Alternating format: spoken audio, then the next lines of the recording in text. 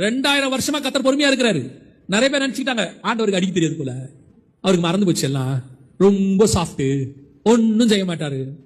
அவர் உட்காந்து பார்த்துட்டே இருக்காரு, டைம் கொடுத்துட்டே இருக்காரு. மனம் திரும்பிரு வேணாம், நல்லதுக்கு இல்ல. யாருக்கும் தெரியாது, என் மனைவிக்கே தெரியாது. 10 வருஷமா மெயின்டைன் பண்ற, 10 நிமிஷத்துல க்ளோஸ் பண்ணி வருவாங்கனே.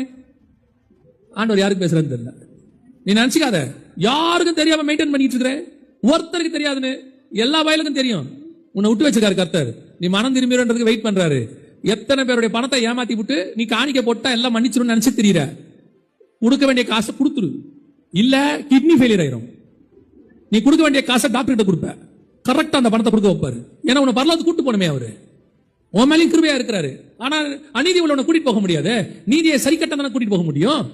அப்ப நீதியை சரி கட்டுற ப்ராசஸ் கரெக்ட் கஷ்டமா இருக்கும். அதுக்கு நம்மளே போய் ஒப்பு கொடுத்து ஆடு மாடை பலி கொடுத்துட்டோம்னா வேலை முடிஞ்சிச்சு.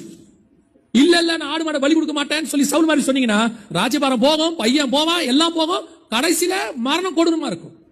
இன்னைக்கு ஆண்டவர் நமக்கு எதுக்கு தீர்க்கதரிசி அனுப்பி எச்சரிக்கிறாருன்னா, உடனே மனம் திரும்பி ஆண்டவர்ட்ட என்ன சொல்லிடணும், ஒப்புரவாயிரணும், அதை விட்டு வெளியே வந்துடணும்.